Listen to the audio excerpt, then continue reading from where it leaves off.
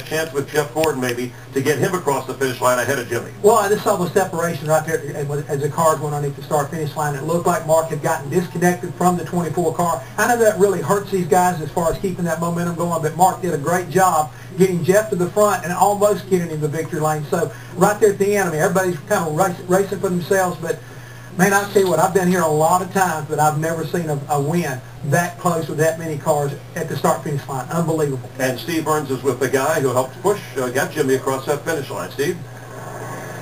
Dale Earnhardt Jr. talking to his crew chief, Steve Letarte. Another good finish for this race team. Dale, this is a track and a race that ultimately requires teamwork more so than any other.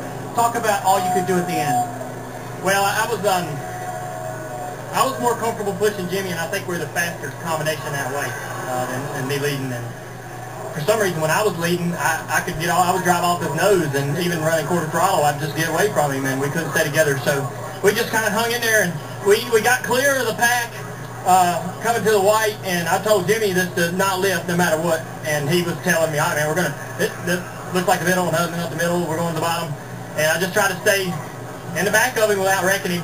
We come through the driveway, and I lost the nose. When we got on the inside of Mark and behind the 48, I lost the nose and doored Mark and about wrecked myself, but somehow or another I was able to get Jimmie enough of a shove to get through there. And, you know, if I couldn't win the race, I was wanting Jimmie to win the race because I've worked with him all day long, and he's my teammate, and I'm proud to be driving for Hendrick Motorsports, and it was a great finish, a great weekend for us to be able to qualify like we did, to be able to race like we did. We got awesome engines. They built great cars, and we all finished very well today, and that's a tribute to the craftsmanship we had back in Charlotte. I want to thank my sponsors, National Guard and Amp Energy. Thank you, Dan. Thank you. Thanks, Steve. The last two spring Talladega races, Jimmie Johnson didn't even finish the race. He only led 14 laps here, and on that last caution, he was 13th, but shot up to the front end with what became the 88th lead change. That ties the record for lead changes set in this race last year. Jimmie Johnson, your winner. Only thing right now, these guys had a plan at Hendrick today to protect themselves, be around at the end, and in the end, they were there when it mattered the most to be able to help one another and put on one exciting finish.